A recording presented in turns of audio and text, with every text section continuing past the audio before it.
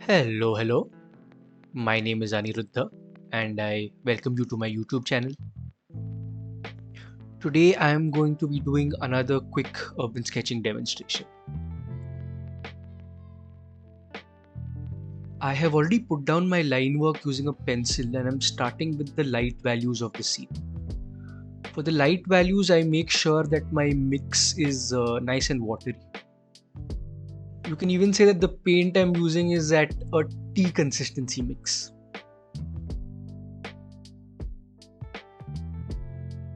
Before I get too deep into the process, I also want to take a look at what interested me in the reference image that I'm using. What attracts me to an urban scene is chaos, energy, and juxtaposition. The elements on the right side, the ones which are closer to us, will obviously be a little bit more detailed. The darker parts of the lane in the back, I am going to try to simplify as much as possible. I'll definitely be maintaining all the human figures, maybe even giving them a little more prominence, because they're the ones that bring energy and life to this urban scene. Any guesses where this scene is from? Which city it is? I'm not going to give you the answer to that question just yet. You'll have to wait till the end of the video to find out.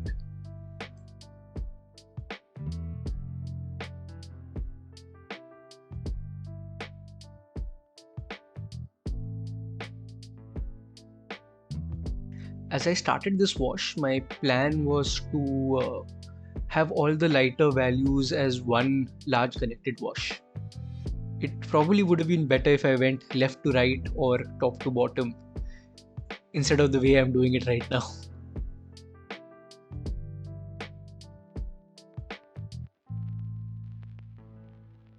I find silver cars difficult to paint. I am usually unable to get the highlights on them correctly. So I decided to change the color of that car to green. I chose green because there are green advertising boards to the left. Always nice to have a little repetition of color.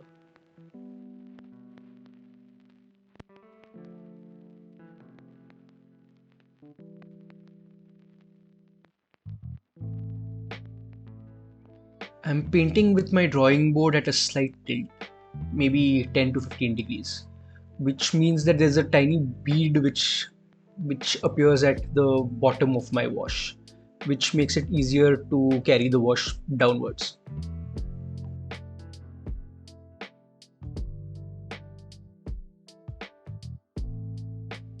Parts of the scene that I know are going to be darker, I am happy to paint through at this stage.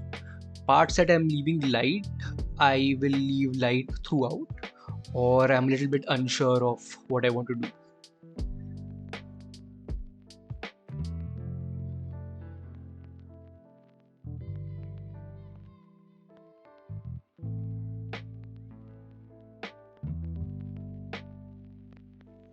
Perhaps I could have started with the sky. Now that the sandstone colored buildings are fairly dry, the transition between the blue and the sandstone may not be as smooth as I'd hoped for. Maybe not smooth at all.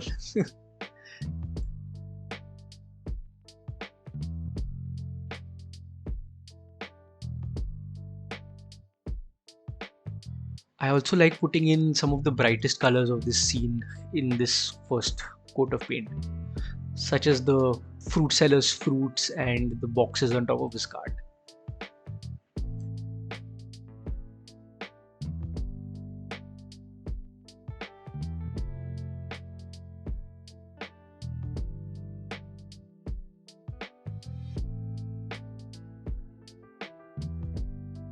I am beginning to add some of the middle values now. First, the form shadows of the awnings, now the clothes of some of the figures, also the color on the mule at the back.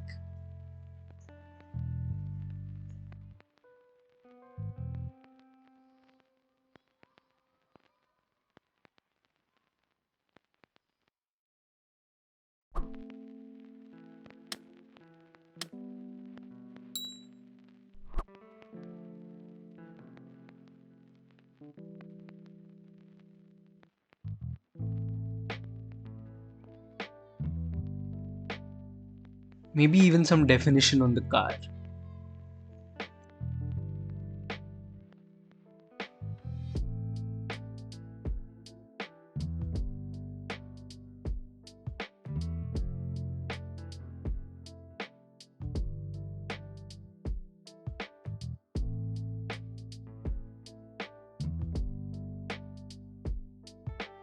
Now that the paint is fairly dry, I want to start adding some pen lines to the scene.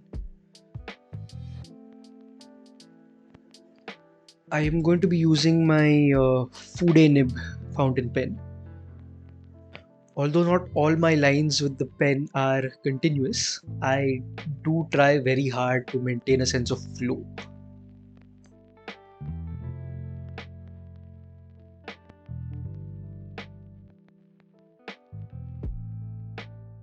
When putting down such lines, trust your gut. The painting itself tells you when to stop with the lines and also when to continue again. So in this instance, the painting told me that it only wants the lines in the foreground, at least at this stage. So I'm going to move back to my watercolors.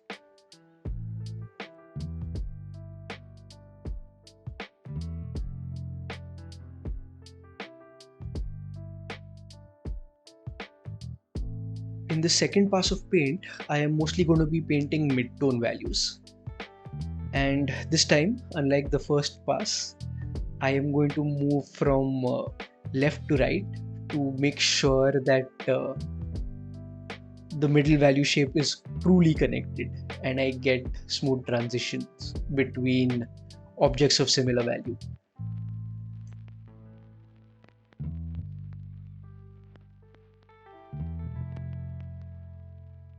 For the elements in the distance, I am using dull, cool colors, and I'm going to use them to further highlight some of the brighter elements, such as the fruits and the people.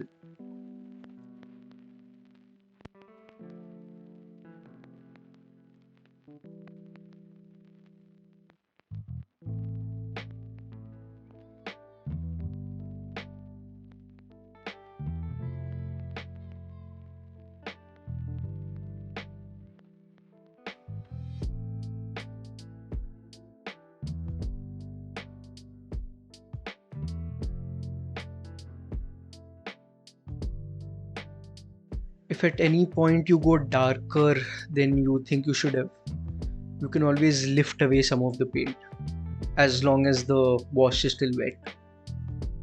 Watercolor can be fairly forgiving once you know how to use it well.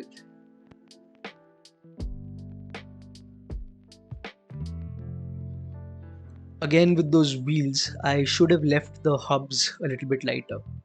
But no worries, I can come back with some tissue paper and lift that paint up.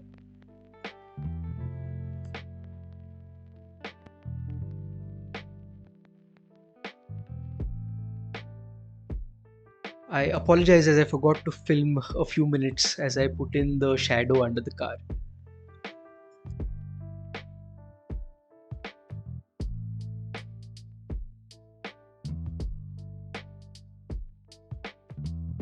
Now for the darkest elements in the back and also for the hand cart.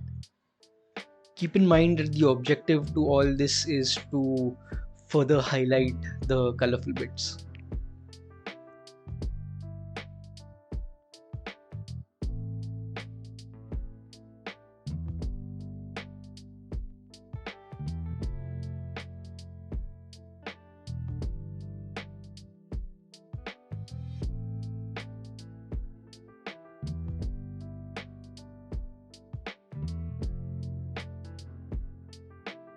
I'm adding what appear to be shadows casted by air conditioners on that right hand side building. As I build those shadows, I also build a sense of light into the scene. And with elements like those, we slowly but surely begin to move away from the ugly stage of the painting.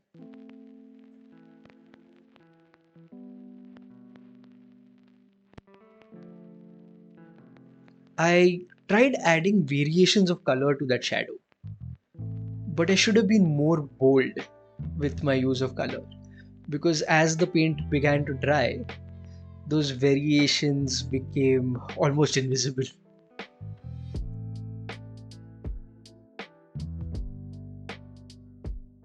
Notice how, as I add those darker values, it brings that part of the scene into the foreground and helps further create the illusion of distance.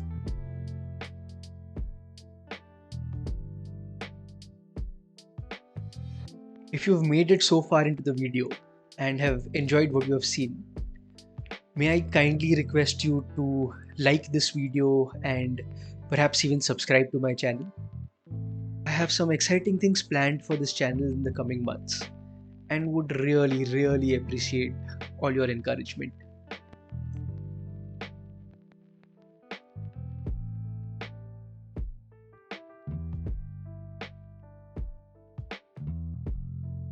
We're in the finishing stages of our scene, and the scene is now asking me to go back to my ink pens.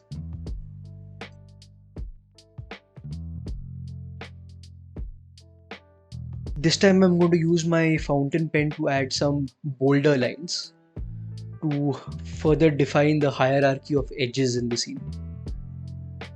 I'm also using a white glass cutter's pencil to add highlights and also some text on the hoardings and awnings.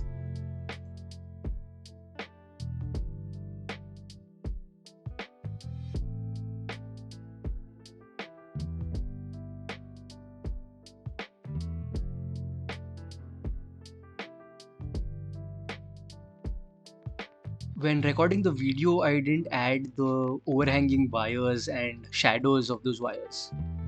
But after I stopped filming, I added those too.